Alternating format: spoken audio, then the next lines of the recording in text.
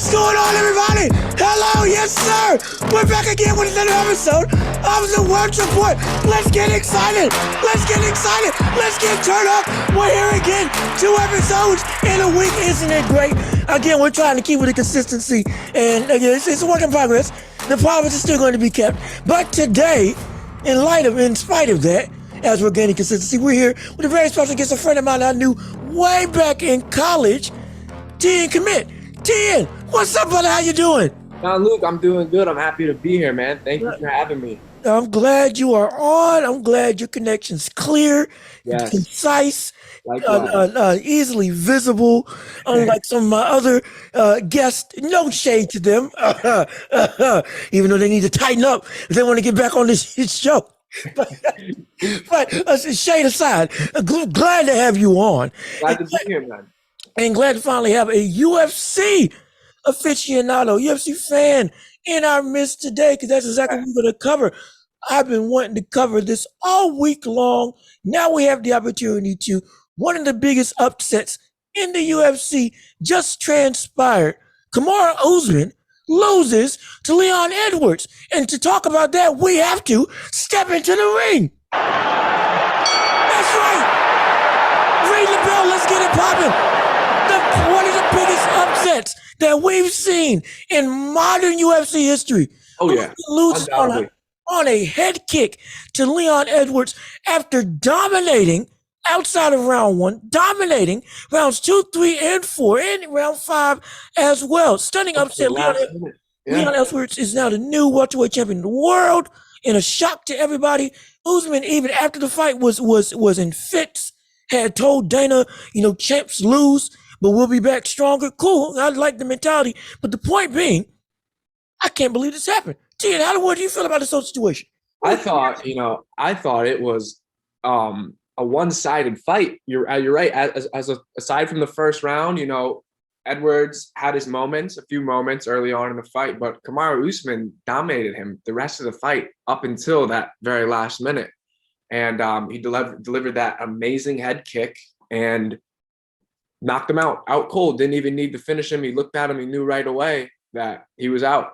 Yeah, it was amazing. I think people were on their way out of the stadium, people leaving, and he pulled it off. It was amazing to watch. I will tell you, I was on my phone because it was the last 50 seconds. And you were getting ready to check out mentally. Yeah, no, I was already. I had watched the whole fight. I was like, okay, it's a wash.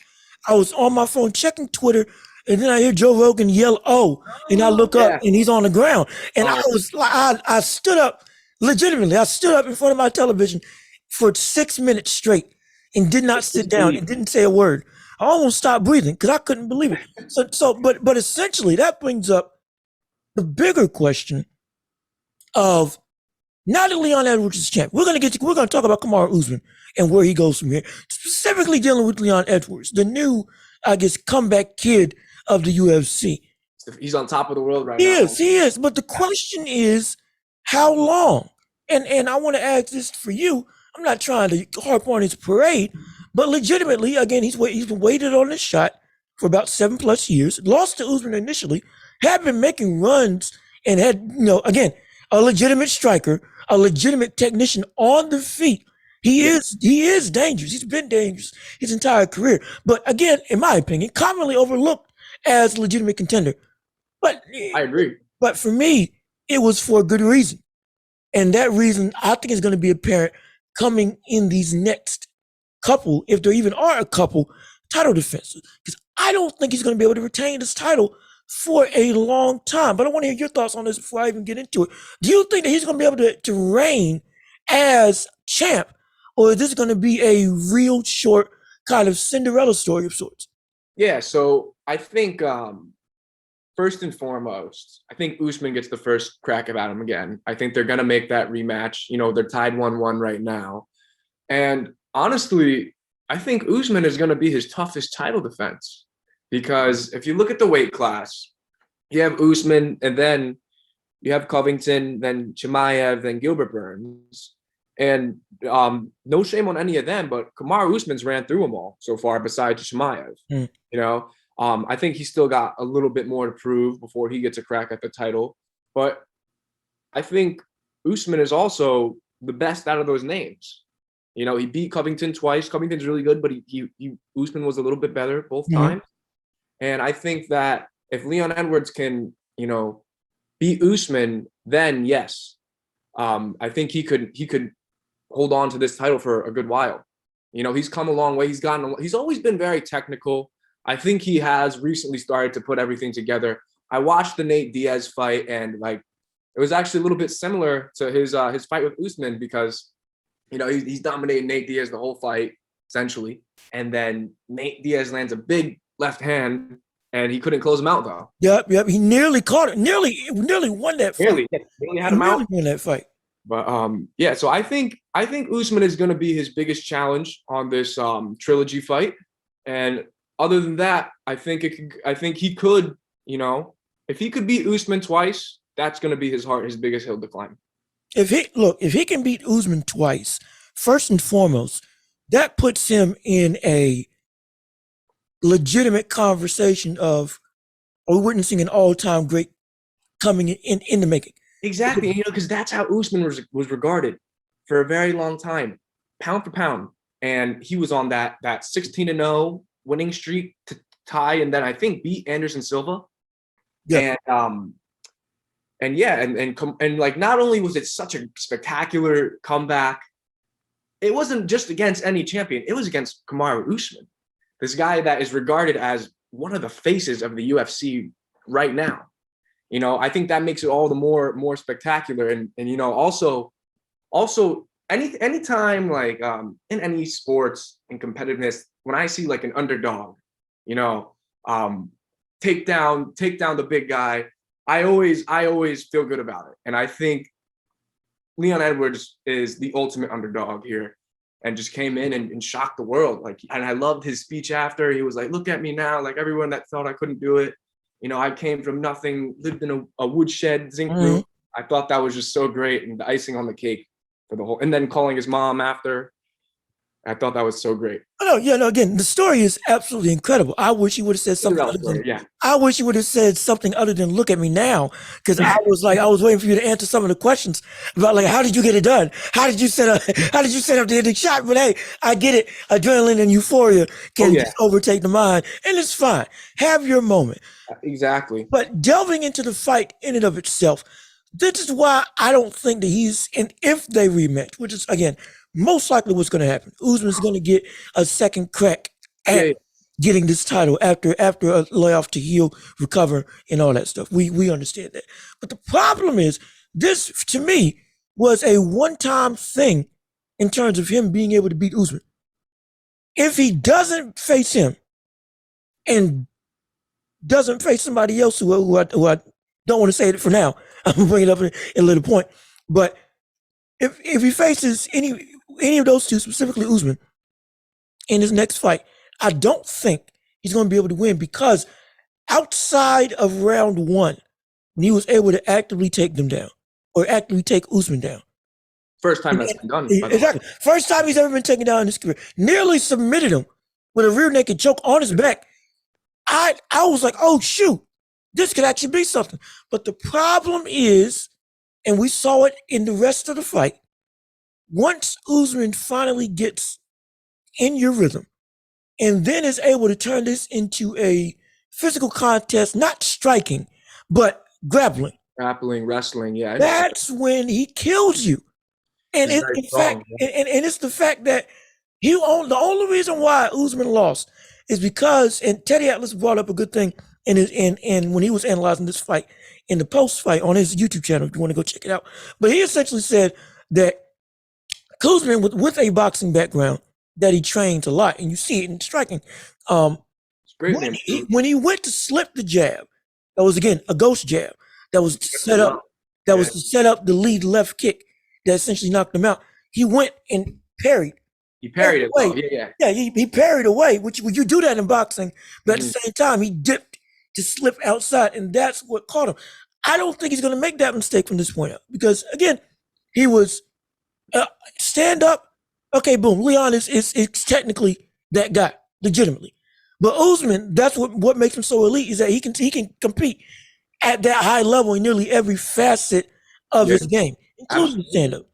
But with Leon, his grappling defense specifically is a big concern, and it showed to be a big plot hole.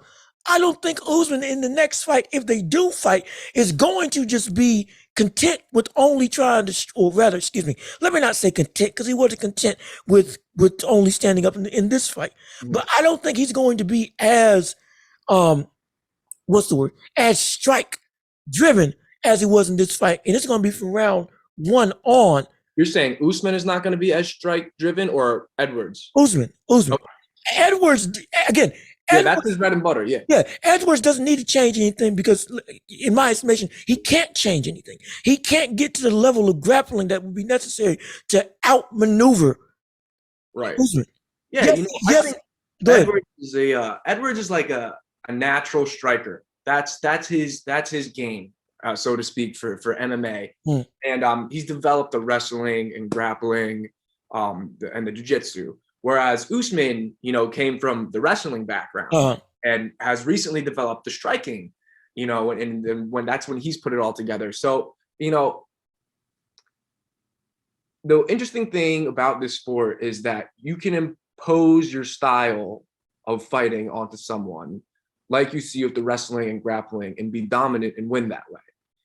It's not the most exciting, but you're right. That is what Kamaru Usman's adjustment. Every fight is different. Fight one is different from fight two, and fight three is going to be different.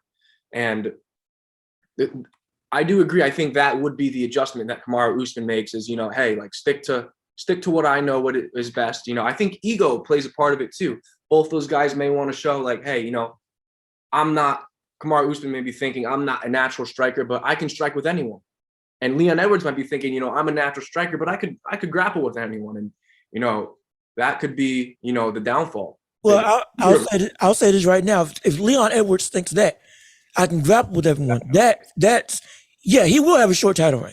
He definitely does not need to think like that. At least my estimation. Because again, if he tries to, like you said, ego is a big thing in fights. Now he's got confidence. Touche.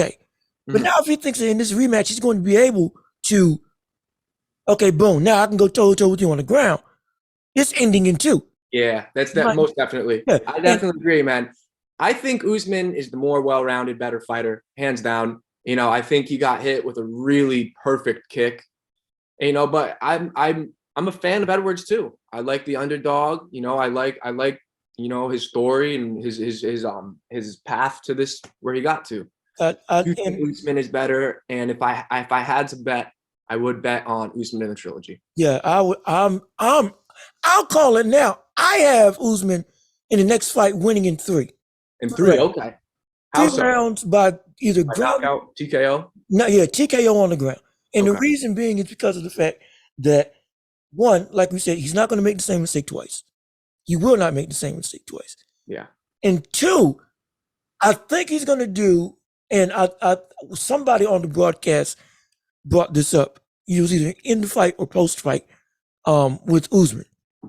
Yeah, and also I think again Teddy Atlas I think brought this up as well when he was talking. But it holds true. The one thing, even with Usman's entire repertoire, he doesn't have a one-hitter quitter in terms of a go-to move that, okay, if I rely on this, it's over. Again, he doesn't. Now, granted, has he needed it? No, because of the fact that he's so in every other thing. But you see it with a bunch of other fighters. They have that kind of one move in their bag just like that they can rely on. Anderson Silva, for a long time, it was the iconic front kick, and on top of that, it was a slip counter. The slip counter, that one move, if he landed that, he was over. Exactly, that was the thing. It was like, yeah, I'm so good at so much, but if I can get you to fall and lunge forward, that's it. That's my bread and butter. Yeah. Yeah, I got you. That's my go-to. That nobody for a long time. You know what? For Usman, I don't know. Does he have one? In your estimate, does he have that one move that? I'm trying to think of his. I watched. Okay, so I watched both the Covington fights, and he doesn't have like a go-to move. He's pretty well balanced. He's gotten much better at boxing. And But when I think of like go-to moves, I think of like Justin Gaethje and his leg kick, or what's another good one? Dustin Poirier has good leg kick as well, and then Khabib Nurmagomedov with his double A takedown. Yeah, the takedown. Yep. Double or single leg. Yep. Either like that. That was how he would get you to where he needed to be. And I know Connor has the good kind of like a counter left, or I'm not exactly sure what it is, but all these different types of things. I can't think of one for Usman. Yes, that's the Hasn't needed it. You're right. Yeah, that's the only thing. And again, I'm not saying he needs it because he can't win without it. No, absolutely not. But what that allows in a fighter, it allows it to be that when you have somebody in trouble, you have that one thing that will almost automatically close the put curtain them away. Yeah, close the curtain and finish the job. Usman, he's been able to again. We've seen it. He's not Jorge Masvidal with a straight right. Yeah, that was when people knew. They were like, okay, this guy's put the striking together now. Exactly, and again, and it's phenomenal. But he doesn't have one punch or one strike that's like his kind of call out to say, okay, I got you. He again, phenomenal takedown, both offense and defense. Can defend it and can take you down in a multitude of ways. But again, once he gets you on the ground, he's technically sound in every way. But there's no one thing that he's trying to look for to say, okay, yeah, I got you hurt or I have you in trouble. Let me do this, and this will end the fight because you can't stop it. And so that's what I think he's going to add in this fight, because he had Leon Edwards. That would be great, yeah. Yeah, it would be great. It would be, again, he's already on track to potentially, if not already, be called the greatest welterweight in UFC history. If he's not dead, he had Edwards in trouble a few times against the cage. Yes, he did. He had something like that. Who knows? And he was, and again, he took him down 5+ times. That's only happened 9 times in UFC history? Yeah, 5 times in a fight. And with all of that, with the control, with the being able to transition, anything too significant. No. Again, the significance was Leon not being able to do anything. But while that's significant in terms of you're looking for a decision, with Usman and going up to score something, exactly. And you stand there. Yeah, Edwards can't do anything, but And the problem is that when you aren't able to close out the show when somebody's hurt, especially when somebody's hurt multiple times, yet you're doing everything correctly just to win the fight. Just with anything. The biggest risk of that is that you can get caught because of your own mistakes while not being able to capitalize completely on all the other those opportunities. That's the problem. But again, with Usman as a fighter and the caliber that he is, again, on that pound for pound list, you can argue he's number one. You can argue he's number one in the world in the UFC. Yeah. But with his IQ, with his drive, all of those things, I think we're going to see a further evolution of Usman to where he's now able to definitively end fights on his terms with a go-to move, whatever it may be. I hope it's on the ground. I really hope it's on the ground. Whether it's a submission, whether it's finding a way to consistently get into top mount, so we can again hit rain from you from an advantage position, but consistently getting to a position or consistently getting a submission that you can rely on will make him, I think, unbeatable. I like the submission idea. I really like that idea. Once you've got the takedown. I like I can talk about that later. But so let's just think about this then. If for whatever reason Kamaru Usman has to pull out of the rematch, who do you think would be a good fight for Leon Edwards? Oh, this is a great shoot. This is a great next point. Who would be the next best opponent if Usman doesn't get the immediate rematch? Potentially. Let's say, his doctors say he can't fight. Taking that thought. Maybe he gets hurt or gets COVID, whatever the case may be. I would have Chimaev. You would have Chimaev, okay. I would have Chimaev. Reason being, I know that there are other people maybe higher in the rankings. Understandably so. Not too many people though. I think the only person above Chimaev is Covington and Usman. And again, Covington has already had multiple shots at the chip. Yeah, he has. And so he needs a little something else, huh? Yeah, exactly. So while the champion has changed, his pecking order needs to change where he's not, while he's ranked up there, he's already had 2 shots, failed both times in great fight, but still yes, definitely. failed. Now Chimaev needs to be the guy, and I hope it's the guy, if not Usman, to get the next shot. And if Chimaev does get a shot at the title, I don't know. John Luke, my friend, you're forgetting one thing. What? He's got to get through old Nate Diaz first. He's got to get through old. Let's think about this. If he gets through, let's say Nate Diaz does it somehow. You know, you can't count him out. He's a legend. I'm not counting him out. But continue. Beats Chimaev. All right, because that's coming up pretty soon. What's that? Is that it might be in a couple months. No, it can't be a couple. It's before. I know it's before the Oliveira fight. And Oliveira fight is October 22nd. Yeah. So it might be September. But so let's say Nate Diaz beats Chimaev. Then is he still the guy for Edwards? No. If Nate Diaz beats Chimaev, Nate Diaz gets a title shot. No, that's his last fight. I think that's his last fight. Are you sure? I'm pretty sure. Should it be? No, hold on. Let's see. Wait a minute. You watch Nate Diaz. I love Nate Diaz, even though I don't think he should take this fight in any way, shape, or form. Do you really think that if Nate Diaz beats Chimaev, let's say no, even better, if Nate Diaz knocks out Chimaev, do you really think that this would be his last fight? Or you can't tell me that he wouldn't go for the title? You can't tell me. Demanding money or a contract extension or something. Are you kidding me? He would absolutely say, if I beat Chimaev, I'm going for the belt. Because it would be stupid not to. Now, I don't want him taking this fight, period, because of the fact that Chimaev, to me, is too much of a monster at this stage in Nate's career. I really wanted Nate Diaz to just have a competitive fight and ride off in the sunset as a UFC legend.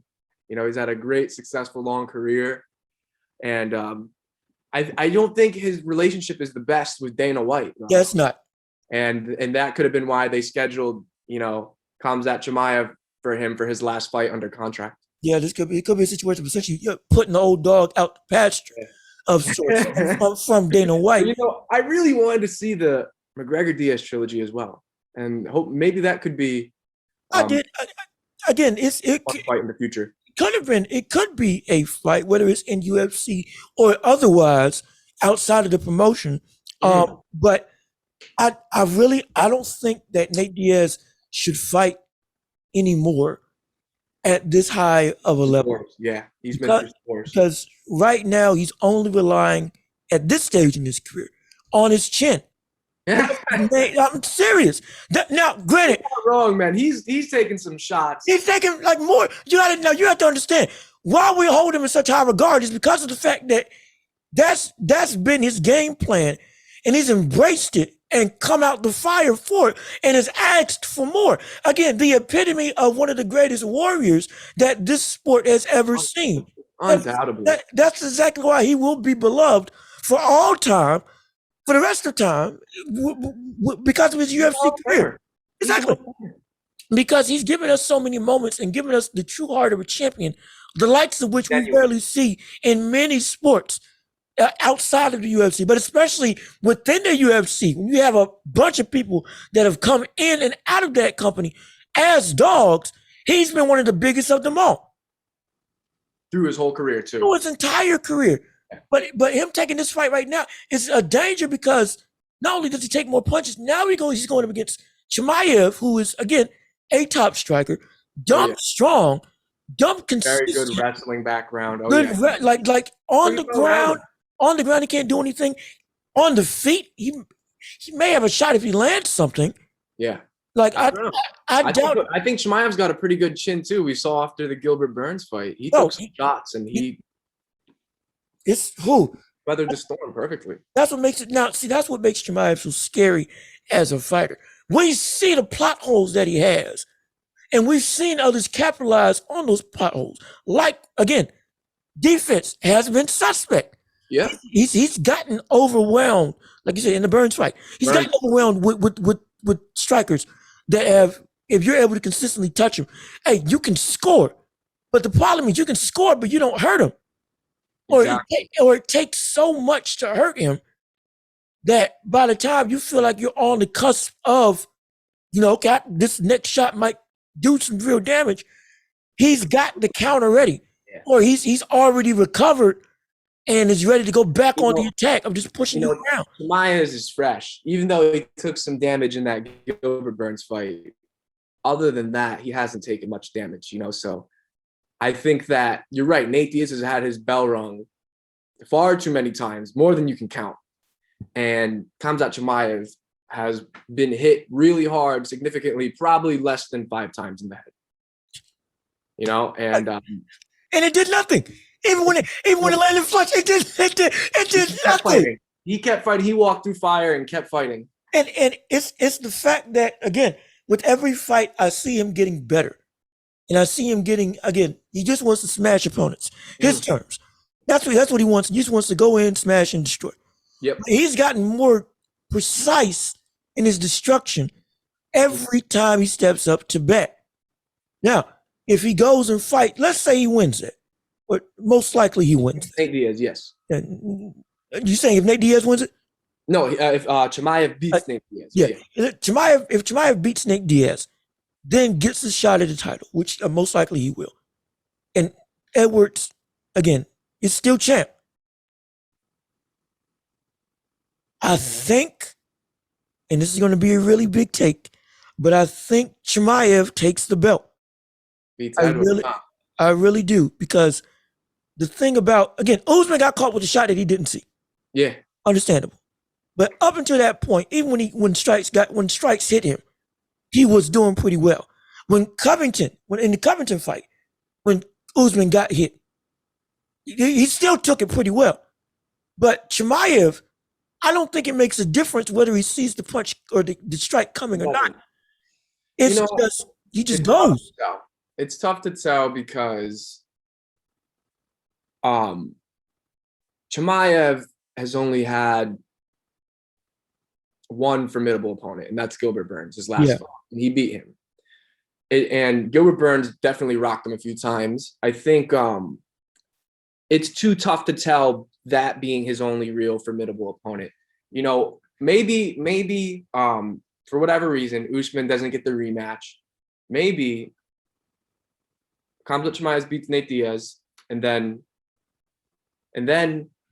he fights Covington. And then we see where we go from there. I think that could make sense as well. It'd be a different timetable. It'd take a little longer, but he's definitely interesting. He is intriguing to watch. It's going to be interesting to see what happens after Nate Diaz. This is going to be incredibly interesting. But right now, again, we bask in the glory of Leon Edwards. Yes. Right now, have your reign, celebrate, but don't do what other fighters have done and get lax in winning. Because in the welterweight division, that's a good division. It's a pretty good division. It's one of the best divisions in the entire UFC. Oh, yeah. So if you get lax in that, my goodness, now you're at a point where you're getting dropped off.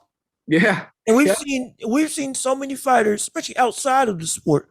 Look at Masvidal. Right now, he's ranked number 9 in the weight class.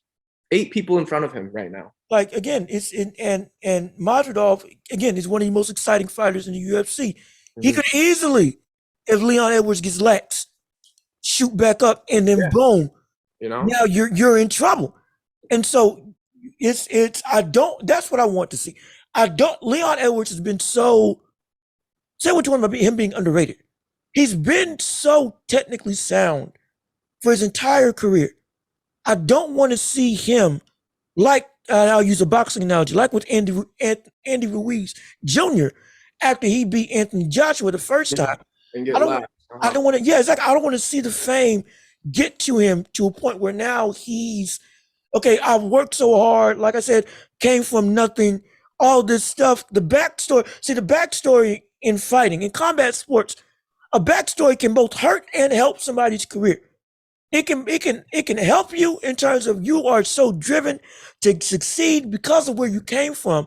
You But want to then beat after the that, odds. Exactly. But then once you get the lap of luxury, now it's like some people they forget their roots or they forget how hard it was to get there, and they just think, they okay, don't I'm the have that. king. They don't have that same fire in them. You know, look Exactly. at And Conor. that and that and that, Conor's and a that great example of that.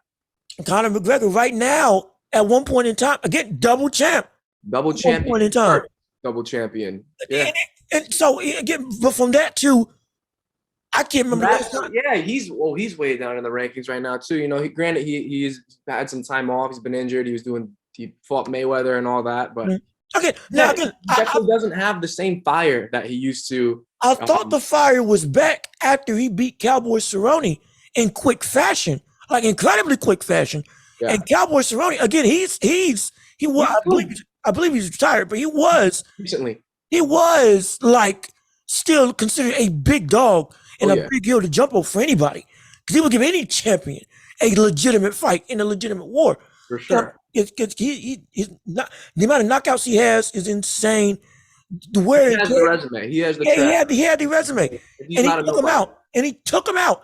And I thought, okay, boom, he's back. Then we see the Poirier 2 fight. Yeah, that was tough to watch, man. That was tough to watch. It was incredible. Hopefully McGregor comes back healthy. Hopefully Leon doesn't fall into that same trap. Right. No, I think that is a long period of time being at the top. Like Conor was up at the top, and then he took time off. Yeah. You know, Mayweather fight, and then the Khabib fight when he came back.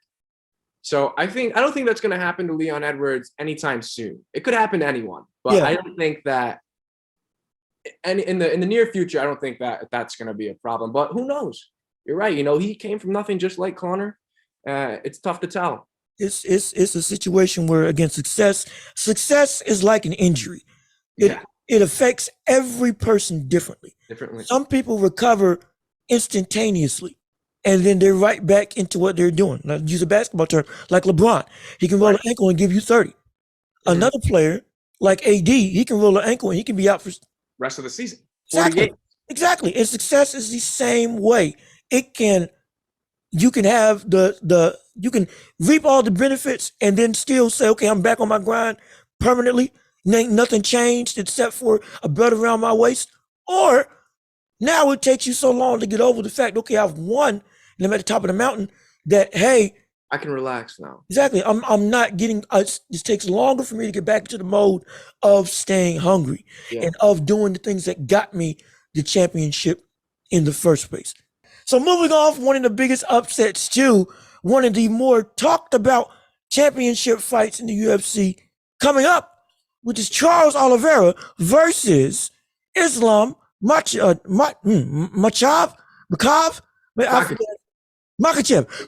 Excuse me. So sorry. At least that's how I hear it pronounced. I don't know what it is. Yeah, I believe it's Makachev. I am so sorry. That was on me.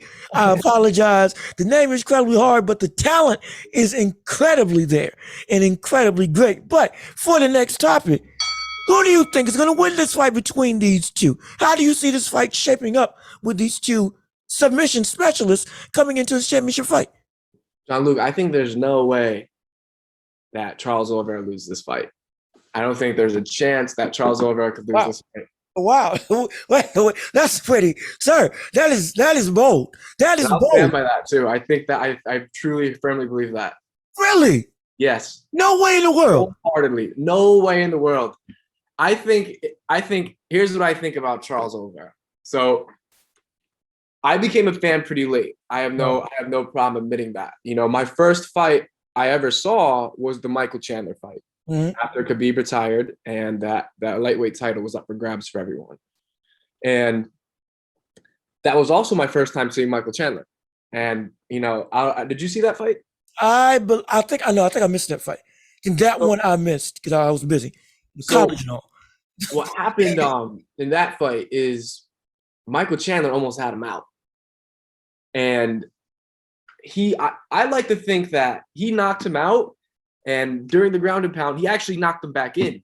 it looks like he was out. And then, Michael Chandler punched him again, and he came back. He came back and woke up and found him and grabbed his leg. But so after that fight, I was like, oh, wow. And he ended up finishing him in the next round on a TKO. Mm-hmm. And that was the first time I saw him. And, the next fight I saw was I think the next fight I saw was the Poirier fight after,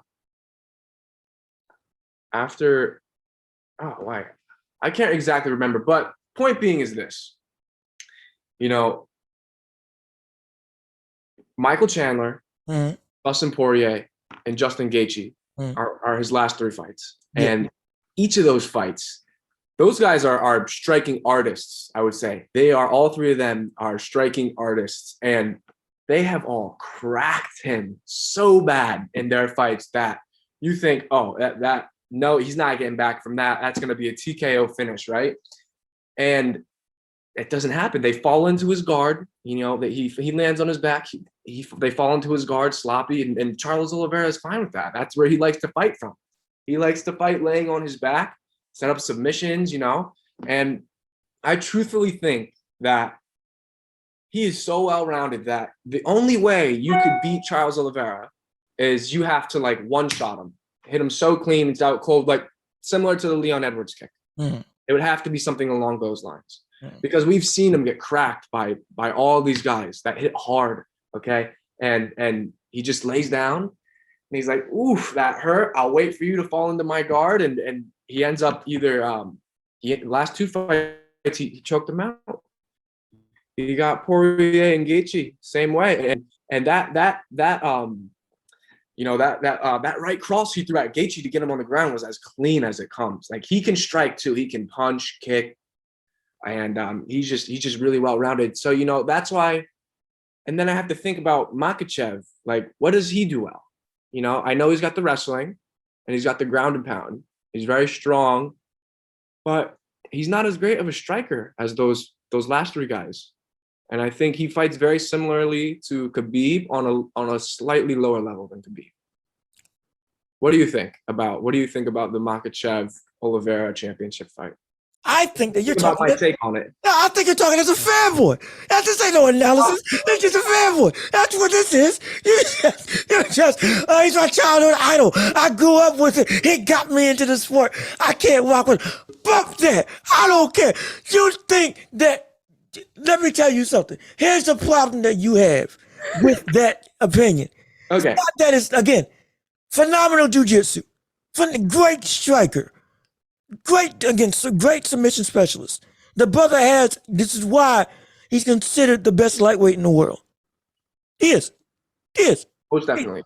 But the problem is those fights that you mentioned. It was the way that he fights, what he does, what I've gathered on him, he makes you frustrated and gets it so that you are fighting one of the worst fights that you've had, because he gets you out of your element. Just the way that he does it. Pressure. He's always just marching towards you. Again, Justin Gaethje, a great striker. The brother threw a hook and fell on the floor. In my estimation. If I remember that. I remember that. I was like, wow. Do you really think? Okay. For the fences here. So again, that's a credit to Oliveira. The issue is they got gassed as well when they lost. Yeah. With Islam, the brother does not get tired. No, he doesn't. He's not the best striker. Understandably so. Does he need to be? No. If you look at all of his fights before coming into the UFC, submission. Gets to the UFC, gets knocked out once because of a clipped left hook that he almost slipped. He almost got out the way. The brother just had that inch reach that was just able to get. And again, the reach can be a factor. Let's not get it twisted. I'm not saying Oliveira doesn't have a good shot at beating him. Oliveira absolutely can. With his offensive style, coupled with his legitimate jiu-jitsu, his legitimate ability to be able to fight on the ground at a high level and get you into submissions from just about any position. He's got that. That's all the more for him. That doesn't change the fact that his best success has been when his opponents have gotten lax because of that work rate that he brings, or rather the work rate that he forces them to bring into the fight, which is able to make those submissions easier to set up to where they can't fight against them and they can't fight out of them. Islam, the brother has some of the best conditioning in the division. We forget where he comes from, right? The Khabib camp. Yeah, school. I think they grew up together. If I'm not mistaken, grew up together, trained together. Has been with Nurmagomedov. Has been with DC. Has all of that leads to two things: grappling and doggone cardio. So you grapple the kingdom come, and you keep grappling until you stop breathing, and then you keep on grappling. That's it. That's all they teach. That's all they teach. And it's because of that one fact, I don't think Charles is going to be able to land that submission on him that you would need him, that you would want him to, because of the fact that this is not going to be a stand and bang type of scenario. No, I don't think so either. No, I think if it was, that would favor Charles because yes, it would absolutely. I don't think it's going to be like that either. It's again he's able to draw his opponents in that are aggressive on the striking end, and then boom, put on that submission. That's why he's got 22 of them in his career of his 33. It's stupid. It is. But at the same time, I can't overlook what Islam brings to the table, and specifically how he brings it to the table. It's not that he's a great grappler. It's that he's a great grappler for all 5 rounds, but will be just as aggressive and just as smothering on the ground as he was in round 1, like he was, or excuse me, he'll be as aggressive and as technically sound round on the ground and as physical in round 1 as he will be in round 5, without giving up any sort of potential openings due to fatigue. And that's something that while I love Charles Oliveira, I think when it gets time to be taken into the deep waters, unless it ends in 2 rounds, I don't think that he's going to be able to get that submission win that he would want to. Because I don't think he's going to be able to win by knockout, because I don't think Islam's going to allow for it to be a stand and bang scenario where he can use that unorthodox. I don't think so either. But I still don't think. How would Islam beat him? How would he beat him? How do you think he would have to beat him? Well, it would have to be early. Well, excuse me, not early. Excuse me. Let me rephrase that. One, like most opponents, like again, I didn't get to watch the fight live, sadly, but I got to see highlights of the Gaethje fight. And again, winded was one of the things I saw when he lost. Islam would have to conserve his energy up until rounds 4. Keep it close up until rounds 3 and 4. Yeah. If he was just any other grappler. But because he's not any other grappler, I think he just needs to go full force not full force stupidly, but put Oliveira on the back. Put Oliveira on the back foot from round 1. Force him to have to use his striking not to gain ground, but rather keep the same distance. Yeah. Because if Oliveira isn't advancing, his striking isn't at its peak. Absolutely. He's always marching forward. Exactly. He's always stalking the opponent down, looking to take it to them. But if he gets it taken to him, now he's got to reinvigorate his offensive game plan, no matter how he's going to attack. And then he's going to be most likely forced to shoot for an unexpected takedown on Islam. Most likely when he sees that the gap is closing and he still wants to have that offensive advantage. If that happens, I think we're going to see a situation where Islam, and I think it's going to be a consistent thing, Islam brings the pressure. Oliveira tries to do a surprise takedown in the midst of Islam coming forward to negate that pressure and be able to use his jiu-jitsu on top and, again, get position for a submission. But instead, Islam, because of his, again, so in my opinion, as one of, at least minimum tied, for the best grappler in the division, if not the best grappler in the division, is going to be able to defend that takedown, take his back, and then inevitably roll into either A, top mount, full guard, or rear mount where he's able to do whatever he wants. And it's going to be that same type of thing. So how does he beat him, though? Do you think he submits him? Or is it yes, a ground and pound? Yes, he submits him. He ain't going to be able to knock him out. Again, the reach difference is too big. Yeah. For him to not, he's got the power. I'm going to twist it. But the reach difference is not going to. Yeah, striking out his forte. The only way I could see a knockout happening is two things. Either a straight right from him slipping a punch and ducking back up, or he slips a punch or a wild kick and throws an overhand right. Because again, I love boxing, follow boxing for a living.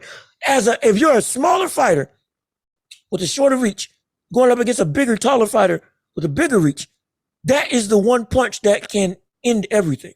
One of the two punches that can end everything for the bigger fighter. If the bigger fighter gets caught with either an uppercut when he's dipping down or an overhand right when he's standing up with his chin in the air. Both of those situations, a shorter fighter can cold clock him and end the fight right then and there. Because he's so short, all that leverage of power is coming at that one point. And the only place that point can hit is right on the chin. Right. When he's bucking. Yeah. Yeah, like if he excuse me, sorry for stuttering. Gosh, if he hit that same shot on the top of the forehead, it wouldn't do nearly as much damage because the forehead is one of the strongest points on the skull. Right. You can take punches. Again, if you follow boxing, Gervonta Davis broke his hand on Isaac Cruz because he caught him with a straight right, or rather a hook, on the top of the forehead, and it broke his hand. But that same punch on the chin might have taken him out. Same thing goes with this fight. If Islam is able to land that overhand right from slipping on Oliveira, it's going to land on the chin because of the difference and because of the angle that he will be coming from. And if he gets caught with that, he's going to be in some big trouble. But outside of that, it would have to be, and I think it's going to be. It has to be on the ground. Yeah, it's most likely going to be on the ground. Islam takes his back and he's able to get a rear naked choke or somehow finagle his way into an armbar. Okay. Trust me, it would be difficult. I don't think it could go on its feet. I don't think he would even try to put himself in danger on his feet. I think he's going to try to engage in a clinch with Oliveira or try to take him down. But, and then you entertain that thought. What if he gets him down, all right, single leg or a double leg, and, he's got half guard or full guard. Charles Oliveira, that's where he likes to be, is on his back. He can strike from the bottom and he can, change positions, grapple, and try to. I just don't know how it's tough to tell because we've seen Oliveira get cracked on his feet and he ends up pulling out fire and winning. Okay. And then we see all the times when, Oliveira gets on your back and you might as well chalk it up, game over. I'm not exactly sure. He hasn't really faced a grappler like Makachev yet. Mm-hmm. But then also Makachev hasn't really faced anyone like Oliveira yet, even close. Yeah, you're right. But again, even with that, you have to understand the advantage doesn't just come from skill on skill. It's the tangible and again, visible conditioning aspect of the fight that's going to make the difference. If it's on, because you got to understand, in terms of strengths and abilities, Oliveira, if it's on the feet, has got the. If it went 5 rounds on the feet, Oliveira has it. Right, yeah. He's got it in the bag, and he may be able to actually take him out. He may be able to take him out again, especially with those knees that he uses. Yeah, he's phenomenal knees. Joe Rogan said it really well. He's really multi-dimensional in his attack. Yeah. Like, he's throwing kicks, punches, knees, threatening submissions, grappling. Like, he can kick you from the clinch, he can knee you from the clinch. Like, that's one of his best facets to his game. Is he's multi-dimensional. Mm. I think that might be one of the best things about his style is you don't know what's coming, but he's coming for you. He's marching forward. You know that. And I just I agree with you that it's not always about who you face. I do think there is a huge skill discrepancy though in terms of their past opponents, and I think that does play a factor. You're right. You are absolutely right. You're absolutely right. The discrepancy in terms of who the resumes of who they faced. Oh yeah, it's different. There's no question about it. No question. I'm not even going to fight that because I get Charles has faced many of the big heavy hitters in the division and came top of the food chain, yeah, and came out better for it. So I'm not going to fight that he's faced better competition. I'm not going to fight that he has the experience aspect of it.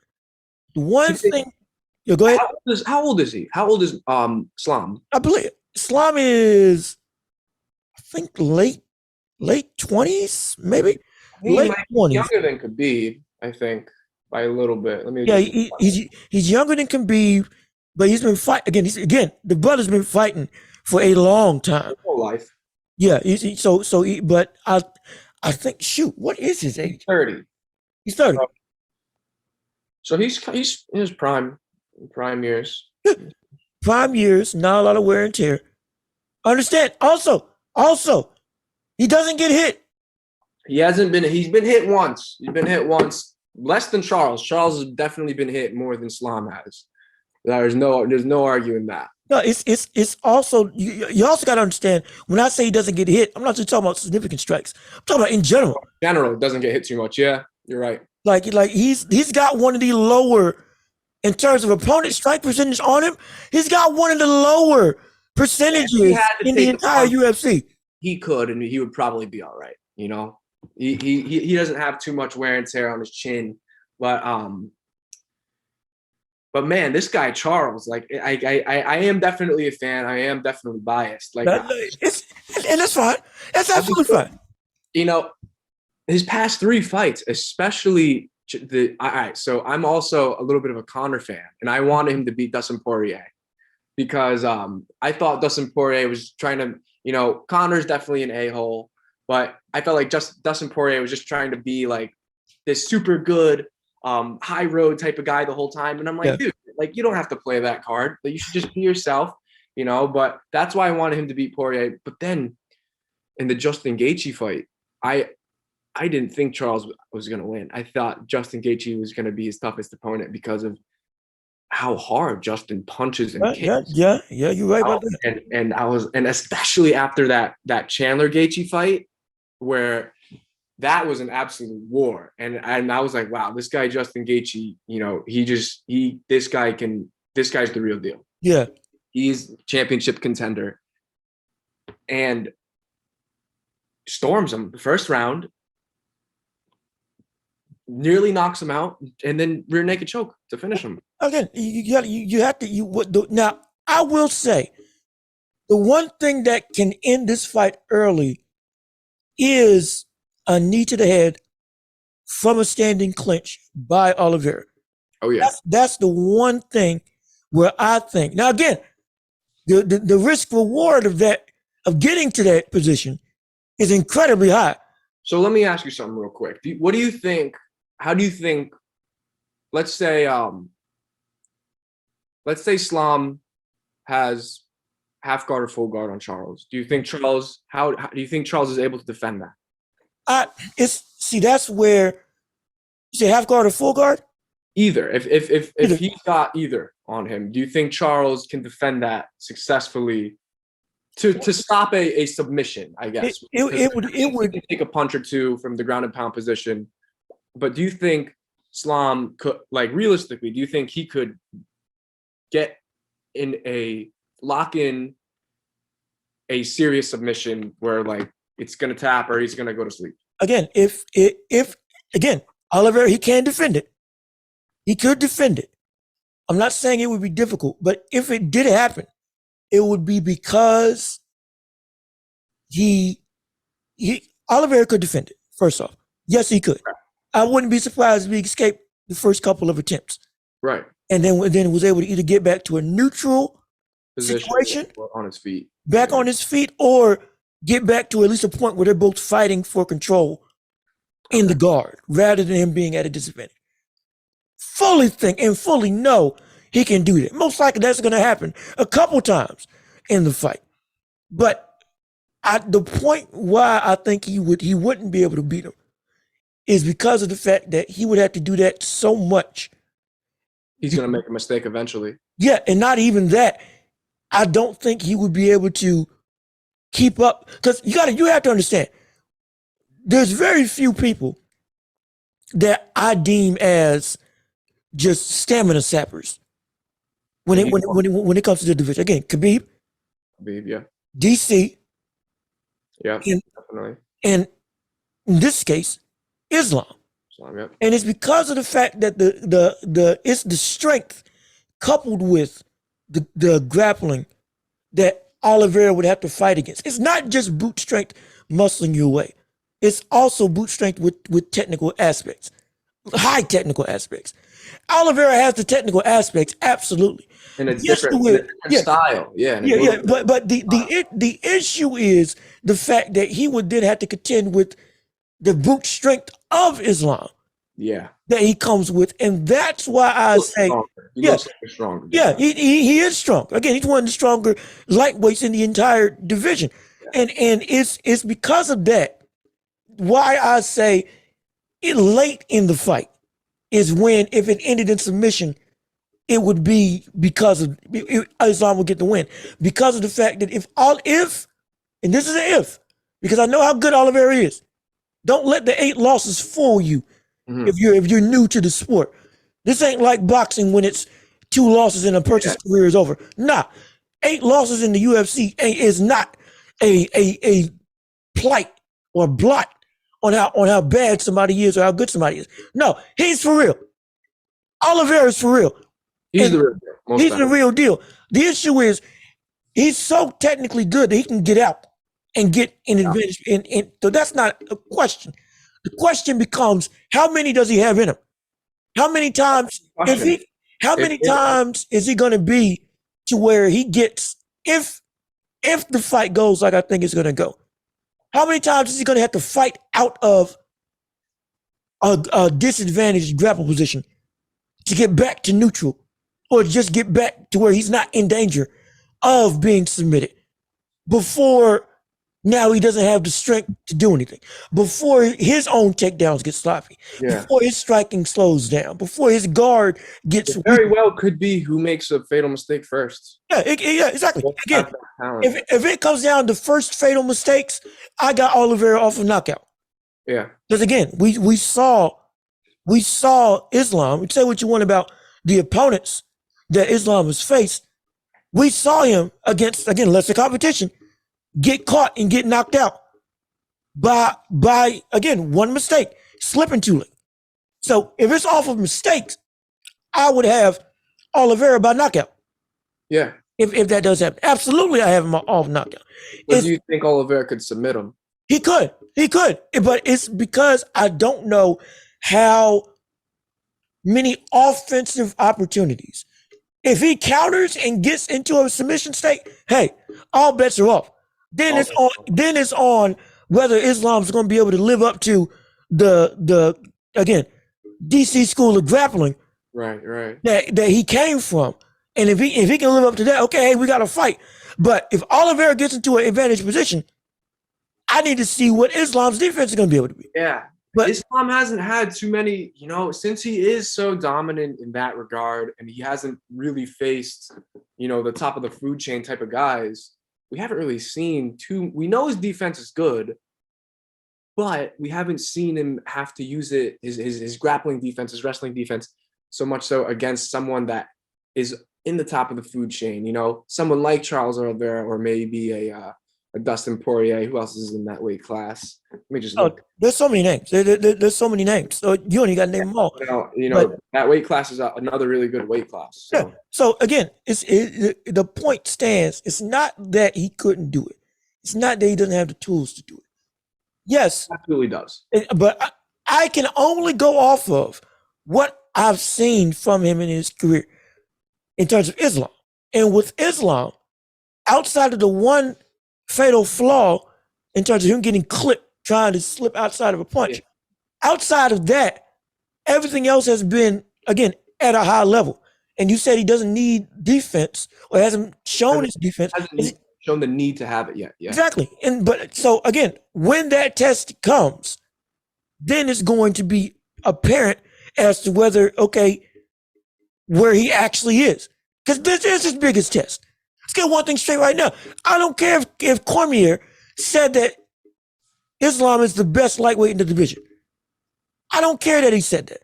This is Islam's toughest test. This is one of Oliveira's biggest points to put him to further elevate his status in terms of where he ranks all time in the lightweights of UFC history. I was looking at the money lines the other day, and Oliveira's the underdog. Yeah. As of recently. Yeah, he is. It's about what? Islam's favorite minus 900? They've got I forgot what Islam was, but they've got Oliveira plus 145. Yeah, Oliveira's plus 145. Last time I read it was Islam minus 900. Wow, that's super disrespect. 900? Again, that's what I read. The line could change. The line could have changed from the last time I read it, but that's the reports I read, that he was minus 900. Now, do I think it's that big? Absolutely not. Absolutely not. No, it shouldn't be that big at all. It should be that big at all. If you want to have him as a favorite, it should be incredibly close in my estimation. Yeah, I would say the same. The only reason why I would think somebody has that much is, or somebody would think that it's that big of a gap, is because of the fact, or two reasons. One, again, they're looking at the 8 losses, being as an offshoot to Islam's 1, which is stupid if you do that. And then two, the only reason is going off the same thinking of Nurmagomedov, the brute strength of the grappling is just so up there that Oliveira just won't be able to do it even with all his tools. Again, both of those points are absolutely stupid in my estimation, but it's still a legitimate threat, even though it's a close fight. Let me ask, speaking of Nurmagomedov, there have been talks that a while ago, Khabib Nurmagomedov came out saying that I think he was trying to promote Islam a little bit, and he wanted to get Islam a big money fight like he had with Conor. And he said that if Conor fights Islam and Conor wins, I'll come back and rematch Conor. I hope he fights Islam.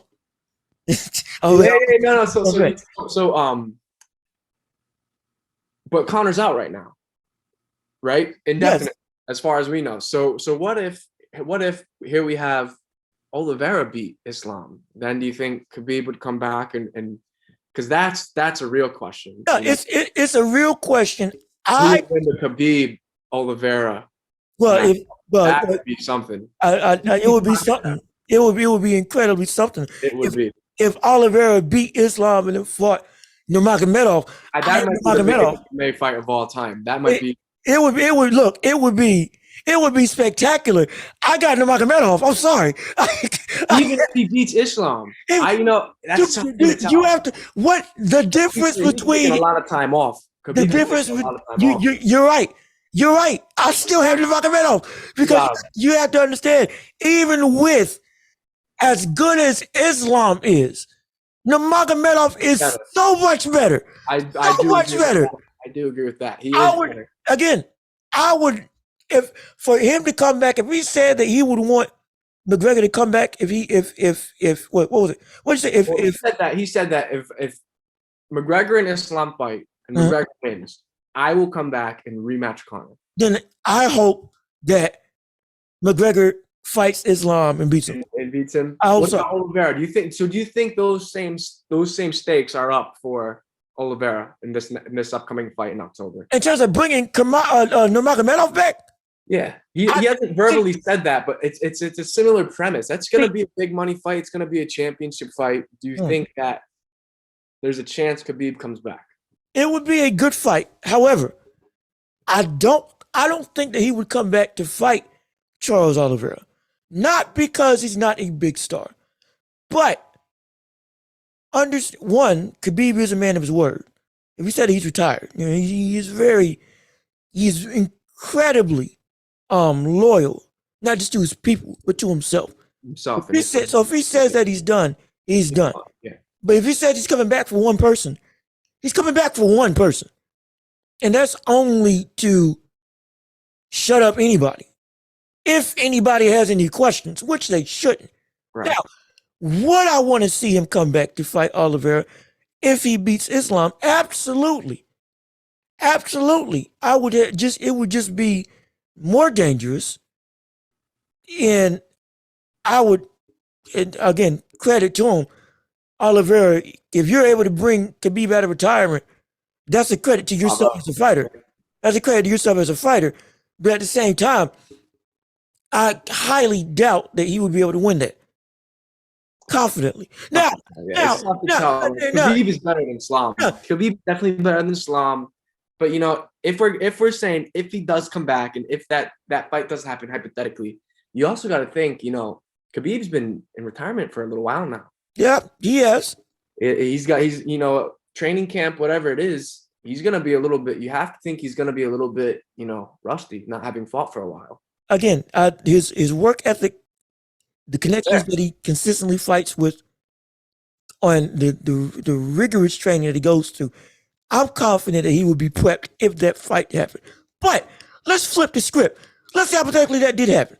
Charles Oliveira beats Makhachev, breaks the undefeated streak of the Eagle. What would happen? What would happen? What in the world? What would the world come to? What would if you? I know you're a fan and all, and it's probably going to be a terrible thing to ask a fan and not an unbiased, opinionated person. I'll be as unbiased as possible, right? No, you won't. No, you won't. Yes, I will. No, you won't. I guarantee you won't. Because watch. I will give you an unbiased answer, John Lucas. Watch. Viewers and listeners at home, watch this. Watch what's about to happen. If Khabib loses to Charles Oliveira, we'll make it even better. Make it even better. Charles Oliveira submits Khabib Nurmagomedov in the first round to retain his lightweight championship. Where would Oliveira rank in terms of all-time UFC greats if he did that? I think he's going to be in the conversation regardless. No, cool. I'm not talking about regardless. I'm talking about with that added to the resume. If that added to the resume, he would have to be above Khabib. If he beat him, has more wins than him, and more finishes. I mean, submission finishes. You know, I think that would theoretically put him above Khabib. And that would have been his 6th, I believe, title defense. Mm-hmm. So I still wouldn't put him over like a John Jones or DC Anderson Silva, but he's right up there with that. So he's like up there. Yes, but not over, not the best. Would he be in that Demetrius Johnson-esque level in terms of all-time great? Again, Demetrius Johnson cleaned out his entire division. He's kept on winning in the UFC. Dumb amount of title defenses. I believe he set a record. And was like in that division was essentially unstoppable. What weight was he? He was one of the lower weight classes. Even though they had, I forget what was it. It wasn't bantamweight. It was bantamweight. Was it bantamweight or flyweight? Flyweight. One of those two. Hey, look. Let me just look. It was either bantamweight or flyweight. I gotta remind myself who was in that division around that time. Dang it, who was? Where did he fight under? Was it flyweight? Flyweight. Okay, flyweight. Okay, flyweight.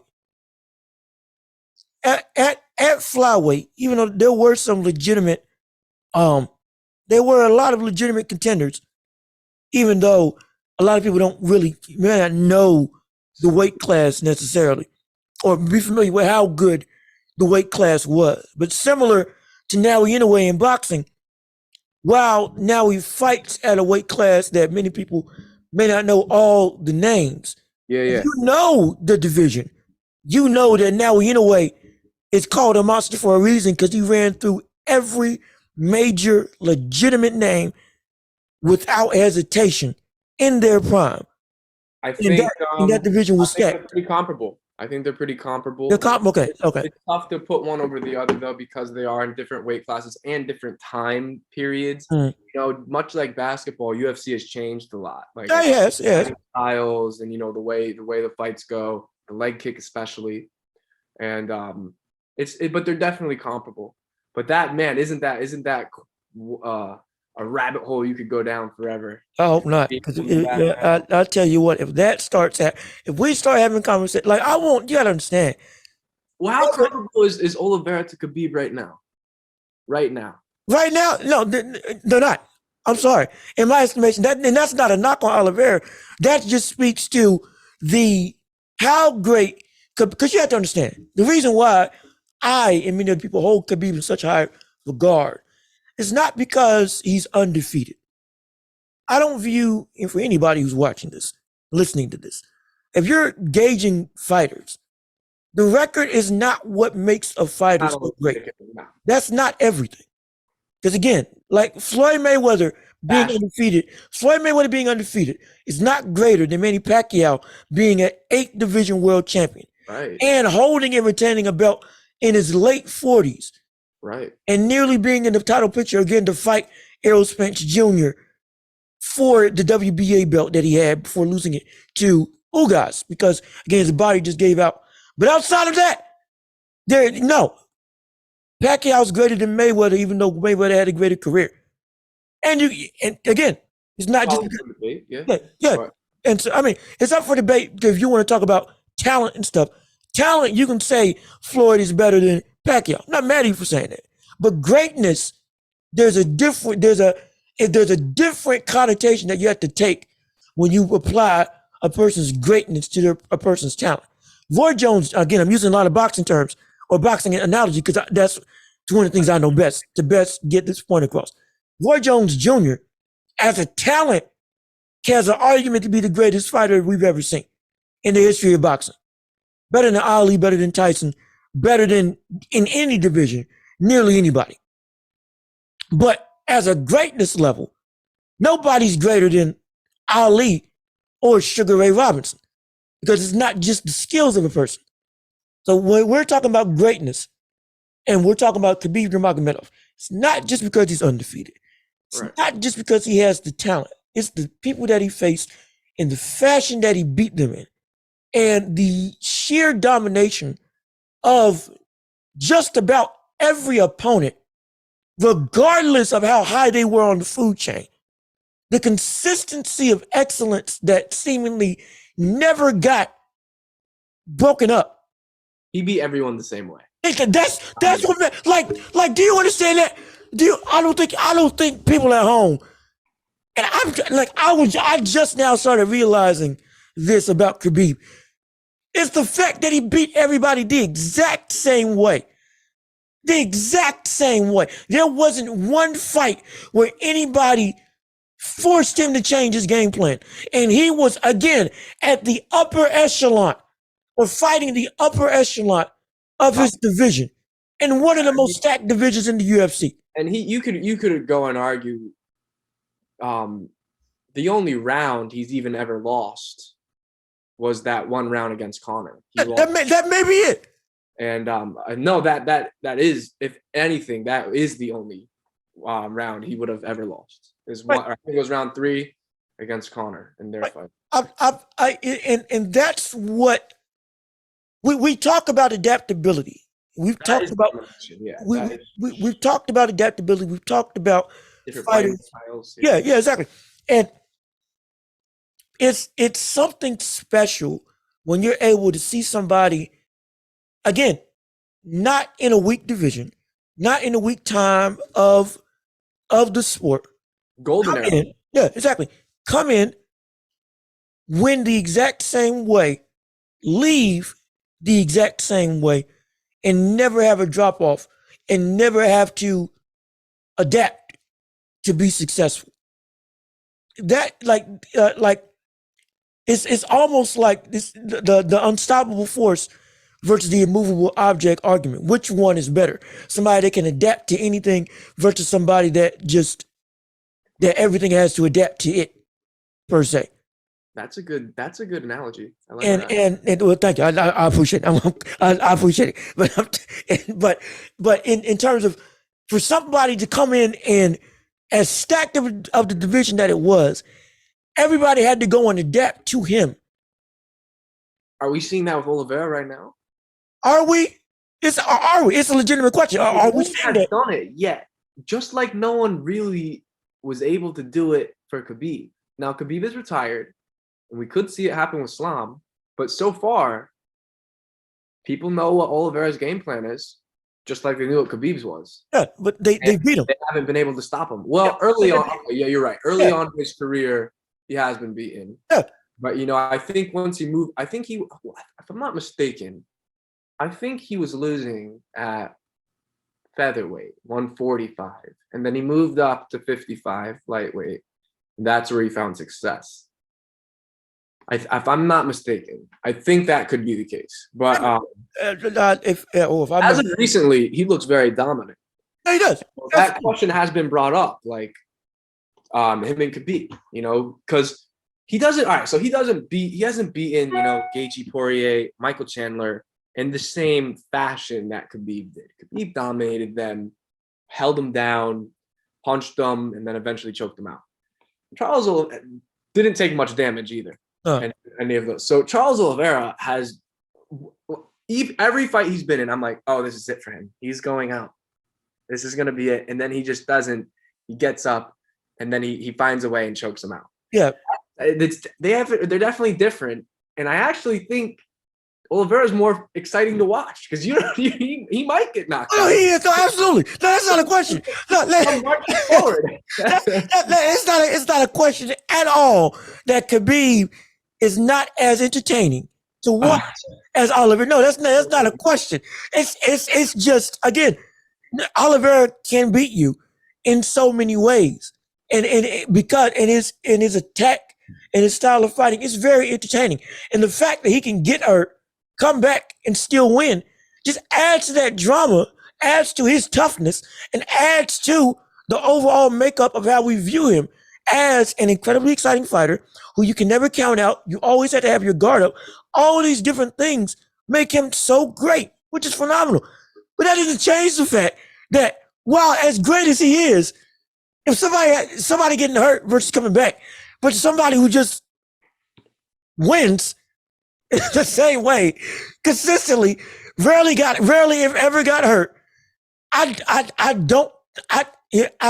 don't think that Khabib's legacy. Let me rephrase it.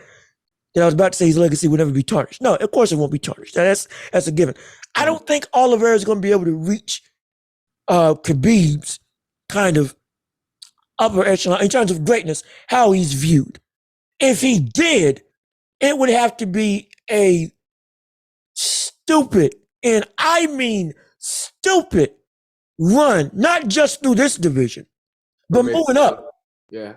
He would have to win in lightweight, move up, win at that division, and then reign in both.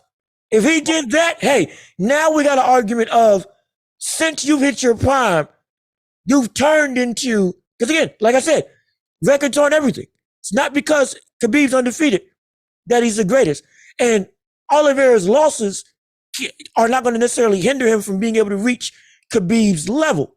Yeah. But the amount of stuff he's going to have to do to get to that level. It's going to be a little bit more. I understand that. I can understand that. Forget a little. We're going to have to see one of the greatest runs in UFC history that we've seen. I'm talking about like the entertainment aspect of Anderson Silva.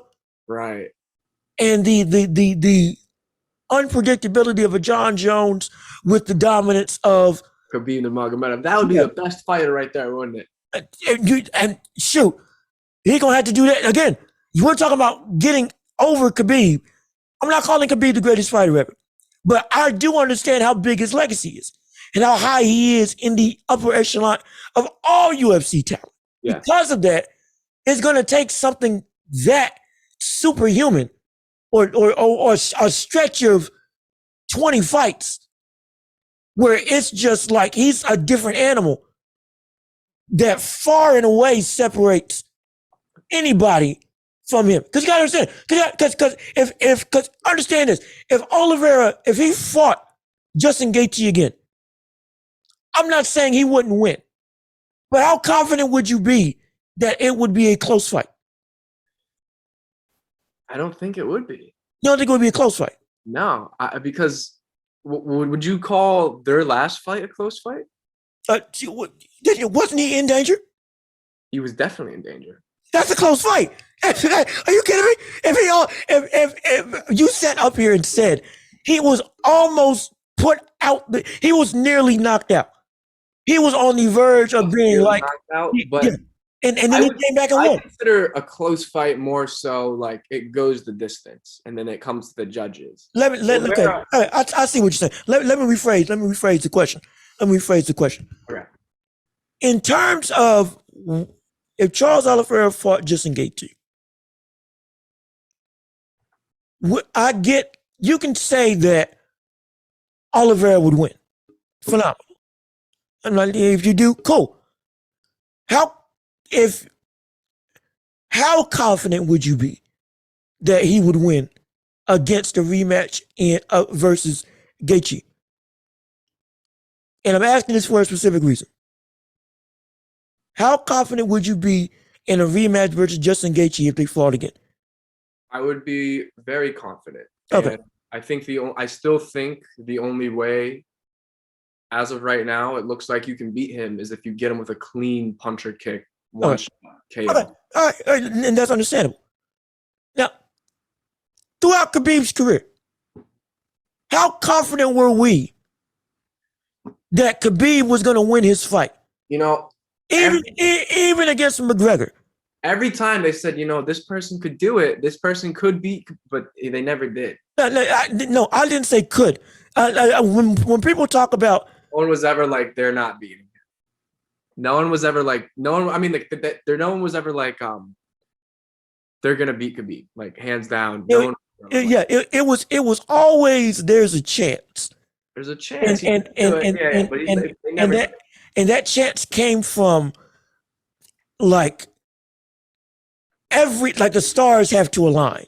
Yeah, exactly. With Oliveira, it was if he makes the mistake, he's going to be in trouble.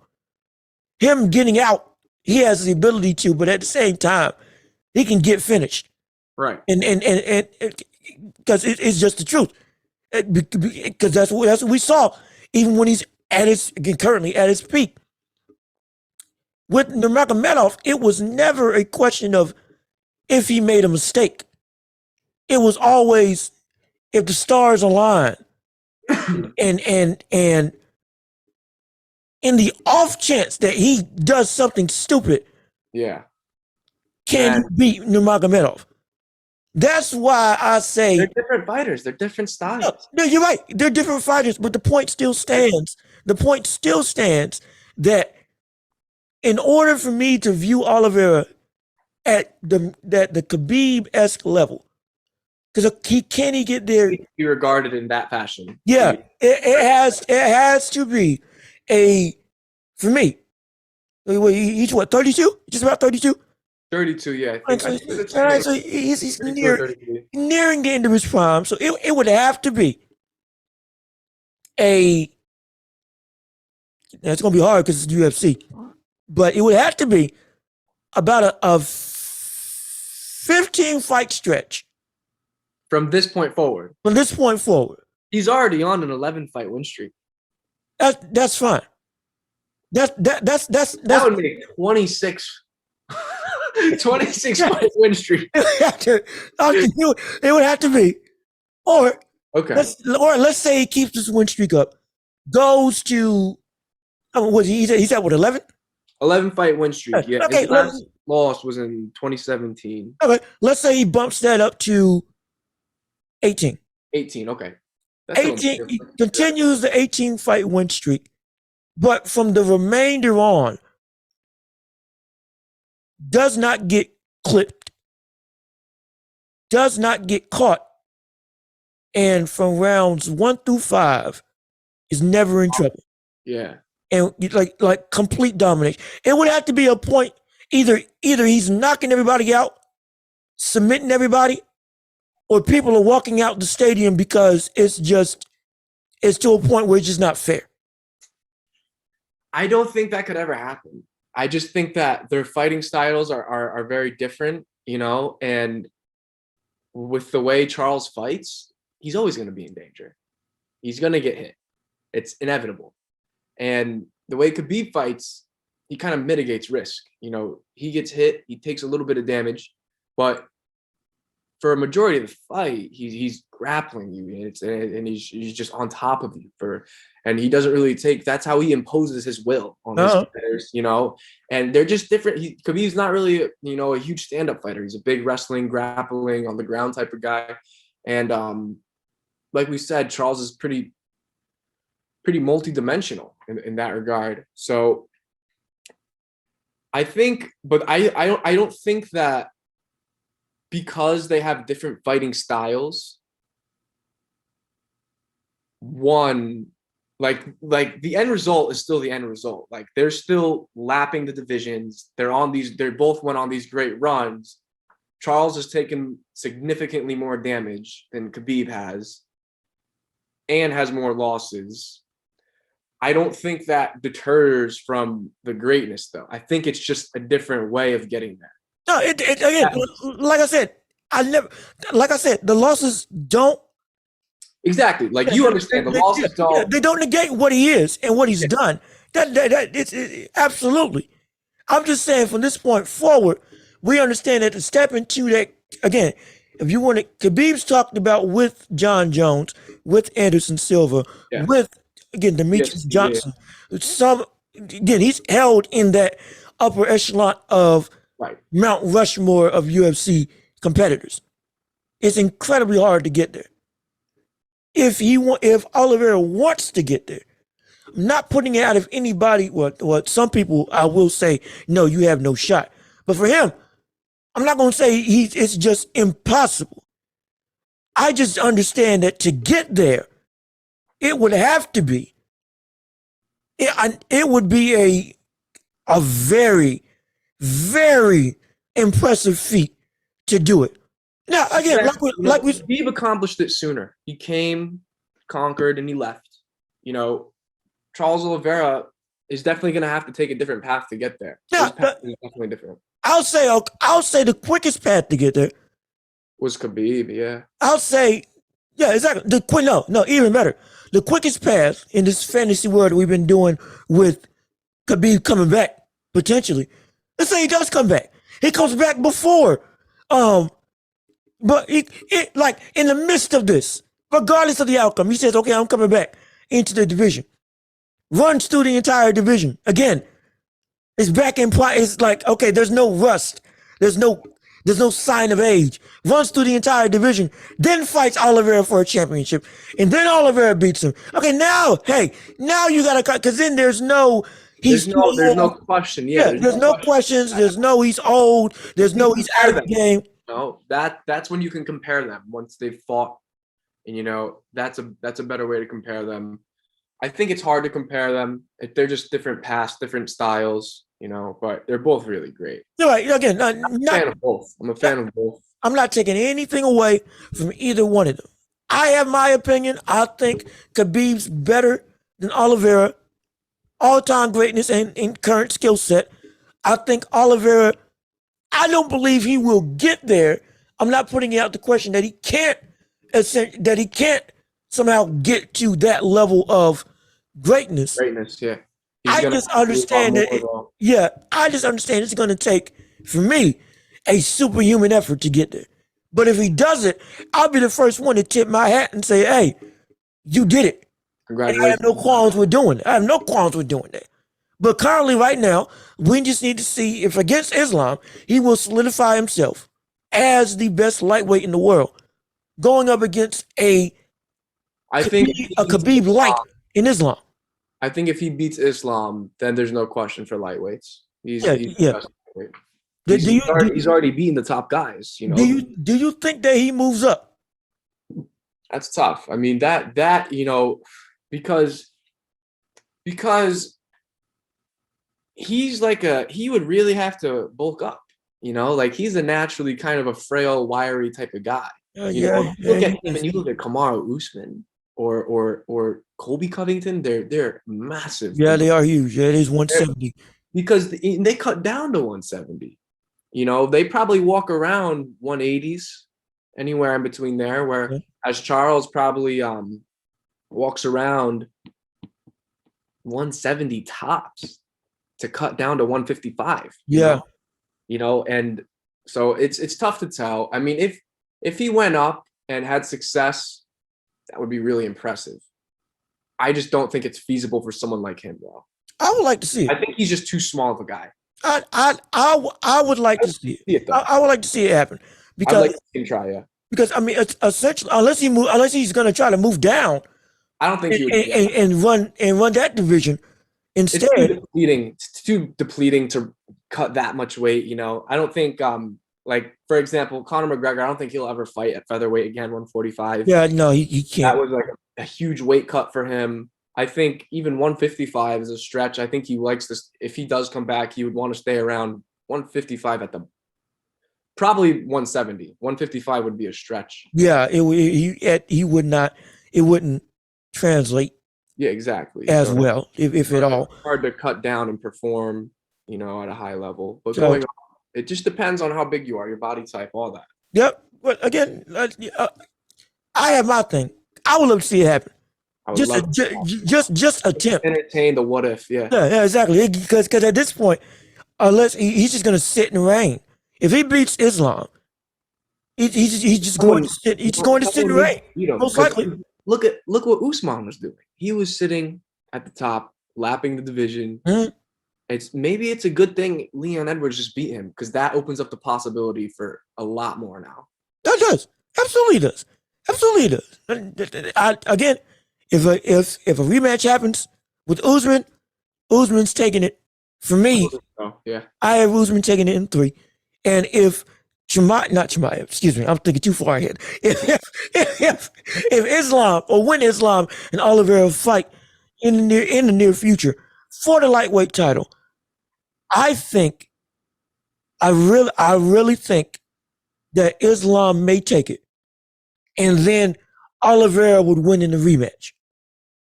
Oh, that's interesting. Okay. That's what I think's going to happen.